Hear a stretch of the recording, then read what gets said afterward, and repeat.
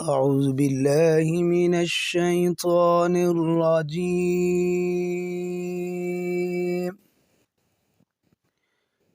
بسم الله الرحمن الرحيم. وما من دابة في الأرض إلا على الله رزقها ويعلم مستقرها ومستودعها. نہیں ہے کوئی روئے زمین پر چلنے والا مگر اللہ پر اس کا رزق ہے۔ وَيَعْلَمُ مُسْتَقَرَّهَا وَمُسْتَوْدَعَهَا، اللہ اس کے عارضی ٹھکانے کو بھی جانتے ہیں اور اس کے مستقل ٹھکانے کو بھی جانتے ہیں۔ کل فی کتاب مبین، سب چیزیں کتاب مبین یعنی لوح محفوظ میں ہیں۔ وَهُوَ الَّذِي خَلَقَ السَّمَاوَاتِ وَالْأَرْضَ فِي سِتَّةِ أَيَّامٍ، اللہ کی ذات وہ ہے جس نے آسمانوں کو اور زمین کو 6 دنوں میں پیدا کیا۔ وَكَانَ عَرْشُهُ عَلَى الْمَاءِ، تھا اس کا عرش پانی پر۔ لِيَبْلُوَكُمْ أَيُّكُمْ، آزماتا ہے تم کو، احسن عملا، کون اچھے عمل کر کے آتا ہے۔ وَلَئِن قُلْتَ إِنَّكُمْ مَبْعُوثُونَ مِن بَعْدِ الْمَوْتِ، آپ فرما دیجیے اٹھائے جاؤ گے مرنے کے بعد۔ لَيَقُولَنَّ الَّذِينَ كَفَرُوا، البتہ ضرور بن ضرور کافر کہیں گے نہیں ہے یہ مگر واضح جادو۔ حاضرین و ناظرین، آج کے درس کے اندر اللہ رب العزت نے یہ واضح کر دیا ہے کہ روئے زمین کے اندر کائنات میں جتنی بھی چیزیں ہیں، جاندار ہیں، انسان ہیں، جانور ہیں، یا حشرات الارض میں سے کیڑے مکوڑے ہیں، ساری کی ساری چیزوں کا رزق میرے اللہ کے پاس ہے۔ ہر چیز کو رزق دینے والا اللہ ہے، ہر چیز کو رزق دینے والا میرا اللہ ہے۔ اللہ نے فرما دیا میں ان کے عارضی ٹھکانوں کو بھی جانتا ہوں، مستقل ٹھکانوں کو بھی جانتا ہوں۔ ہر چیز اللہ کی کتاب میں لکھی ہوئی ہے۔ اللہ تعالیٰ کا علم محیط ہے، اللہ تمام تر چیزوں کو جانتے ہیں۔ لوح محفوظ کے اندر ساری چیزیں موجود ہیں۔ اور ایک سوال بہت مشہور جو عام طور پر لوگوں کے ذہنوں میں ہوتا ہے، جب ہر جاندار کا رازق اللہ ہے، اللہ نے اپنے ذمہ لے لیا ہے، تو پھر ایسے واقعات کیوں پیش آتے ہیں کہ شدید قحط پڑ گیا ہے، بہت سے جانور مر گئے، انسانوں کو غذا نہ ملی، وہ بھوکے اور پیاسے مر گئے؟ تو اس کا جواب یہ ہے، خدا کے رزق کے خزانوں میں تو کوئی کمی نہیں ہے۔ اگر بھوک اور فاقے کی وجہ سے کوئی مر جائے تو اس کی یہ وجہ نہیں کہ خدا کے خزانے میں رزق نہیں رہا، بلکہ اس کی وجہ یہ ہے خدا کو اب اس کا زندہ رکھنا ہی مقصود نہیں۔ وہ کسی کو فاقے سے مارتا ہے، کسی کو بیماری سے مارتا ہے، جس طرح کہ کوئی بندہ پانی میں مر جاتا ہے مختلف اسباب نے کسی کو چوٹ لگنے سے، زخمی کی وجہ سے، گولی کی وجہ سے، مختلف حادثات سے، مختلف اسباب سے مر جاتا ہے، تو گویا یہ بھی ایک سبب ہے، اس سبب سے اللہ تعالیٰ ان کو موت دی ہے۔ اب یہ نہیں کہا جا سکتا کہ اللہ کے رزق کے خزانے ختم ہو چکے ہیں۔ مشہور واقعہ ہے حضرت ابو موسیٰ اور حضرت ابو مالک رضی اللہ تعالیٰ عنہ کا۔ امام قرطبی رحمۃ اللہ علیہ نے اپنی کتاب کے اندر اس آیت کے ماتحت وَمَا مِن دَابَّةٍ فِي الْأَرْضِ إِلَّا عَلَى اللَّهِ رِزْقُهَا، اس کے ماتحت یہ واقعہ لکھا ہے۔ فرمایا حضرت ابو موسیٰ اور حضرت ابو مالک اشعری رضی اللہ تعالی عنہ یہ مکہ سے مدینہ کی طرف آئے۔ جیسے یہ مدینہ کے قریب پہنچے تو ان کے پاس کھانے پینے کی اشیاء ختم ہو گئیں، توشہ ختم ہو گیا۔ اب انہوں نے یوں سوچا کہ کسی طریقے سے ہمارے حالات اللہ کے پاک پیغمبر صلی اللہ علیہ وسلم کو معلوم ہو جائیں۔ چنانچہ انہوں نے اپنا ایک صحابی، اپنا ایک ساتھی اللہ کے پاک پیغمبر صلی اللہ علیہ وسلم کی خدمت میں حاضر کیا۔ وہ حضور علیہ السلام کے در پر جب گئے تو اللہ کے پاک پیغمبر صلی اللہ علیہ وسلم کی زبان اطہر پر یہ الفاظ تھے، یہ آیت پڑھ رہے تھے، قرآن مجید کی ان الفاظ کی تلاوت کر رہے تھے، وَمَا مِن دَابَّةٍ فِي الْأَرْضِ إِلَّا عَلَى اللَّهِ رِزْقُهَا وَيَعْلَمُ مُسْتَقَرَّهَا۔ جیسے ہی اس آیت کو سنا کہ سب جانداروں کا رازق اللہ، سب جانداروں کے رزق کی ذمہ داری اللہ نے خود لے لی ہے، تو یہ فرماتے ہیں کہ ہم دوبارہ واپس لوٹ آئے۔ ہم جیسے ہی دوبارہ واپس لوٹ آئے، اپنے ساتھیوں کو ہم نے یوں کہا کہ اللہ کی طرف سے خوشخبری آ گئی ہے۔ اللہ کے پاک پیغمبر صلی اللہ علیہ وسلم یہ آیت تلاوت فرما رہے تھے کہ ہر چیز کے رزق کی ذمہ داری اللہ نے لے لی ہے، اب ہم بھی یہاں بیٹھے ہیں، ہمارے پاس بھی اللہ کی طرف سے رزق آئے گا۔ چنانچہ یہ صحابہ کہتے ہیں کچھ دیر گزری، اچانک ایک آدمی آیا، بڑے برتن میں اس نے سالن لایا، گوشت کا سالن، اور روٹی بھی ساتھ لایا۔ ہم نے گوشت بھی کھایا، روٹی بھی کھائی، ہم اچھے طریقے سے فرمایا سیر ہو گئے۔ اس کے بعد ہم نے ایک ساتھی کو بھیجا کہ جاؤ یہ برتن، یہ سامان سارا کا سارا اللہ کے پاک پیغمبر صلی اللہ علیہ وسلم کی خدمت میں حاضر کر دو۔ آقا، آپ نے جو ہماری دعوت کی ہے، آپ نے جو ہمارے پاس کھانا بھجوایا ہے، وہ کھانا بھی بچ گیا، ساری چیزیں ہم پر پوری ہو گئیں، ہم نے سیر ہو کر کھایا ہے۔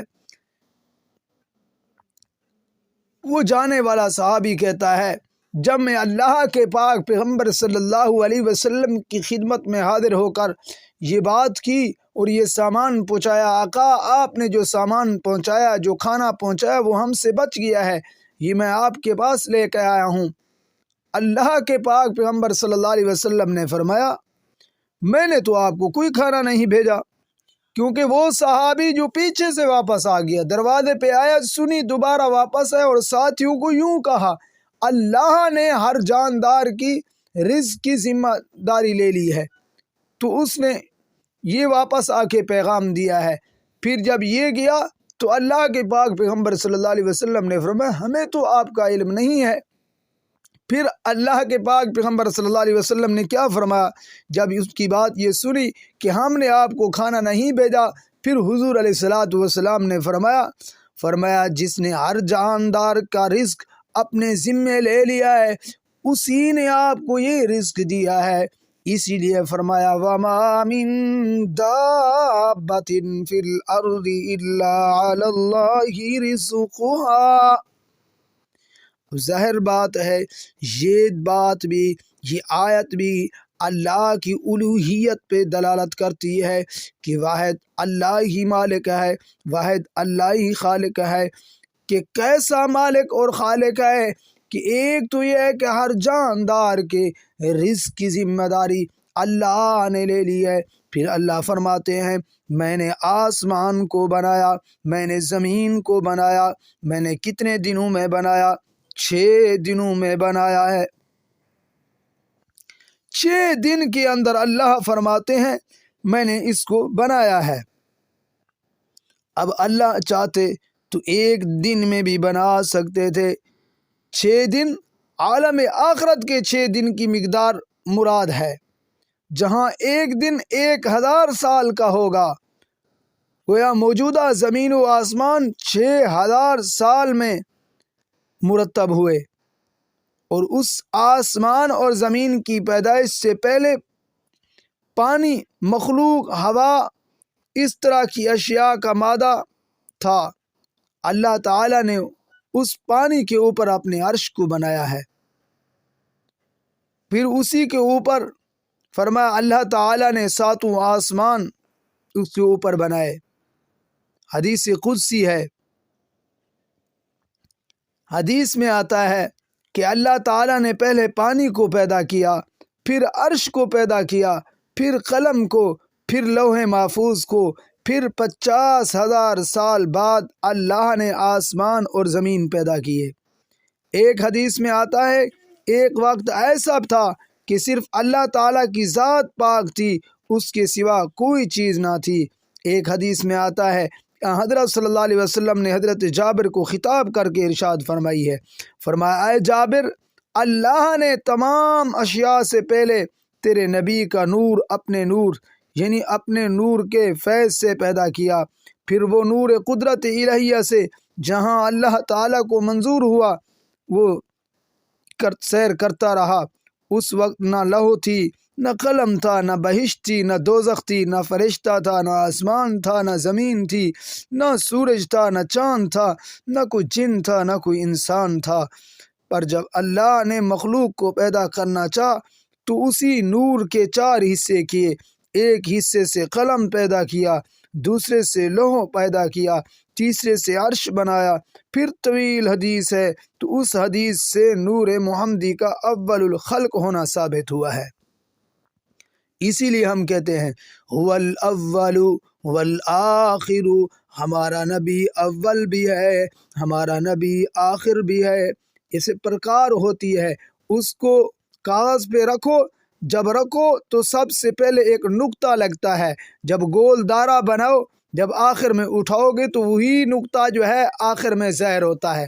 لگا وہ پہلے ہے، زہر بعد میں ہوا ہے۔ بعین ہی اسی طرح اللہ نے ہمارے نبی کو، ہمارے نبی کی روح کو سب سے پہلے بنایا ہے، اس اعتبار سے ہمارے نبی اول ہیں۔ والآخر، سب سے آخر اللہ نے ہمارے نبی کے وجود کو ظاہر کیا، اس اعتبار سے ہمارے نبی آخر ہیں۔ تو اس لیے ہمارے نبی اول بھی ہیں، آخر بھی ہیں۔ تو حاضرین، اور تیسری بات اللہ تعالیٰ نے یہاں فرمائی ہے کہ یہ سارا کا سارا نظام میں نے جو بنایا ہے، اس کو ایک ترتیب دی ہے۔ یہ سارا کا سارا نظام جو بنایا ہے اس لیے بنایا ہے کہ اللہ تعالیٰ انسانوں کو بتلانا چاہتے ہیں کون سا غلام جو ہے، کون سا انسان صدق نیت سے، اخلاص دل سے، سلیقہ مندی سے اچھا کام کرتا ہے، اللہ کے فرائض کو انجام دیتا ہے، تاکہ وہ اس دنیا کی آزمائشی امتحانی زندگی میں اپنے آپ کو کامیاب کرے۔ آخر میں اللہ تعالیٰ نے بعث بعد الموت کا تذکرہ فرمایا ہے، فرمایا وَلَئِن قُلْتَ إِنَّكُمْ مَبْعُوثُونَ مِن بَعْدِ الْمَوْتِ،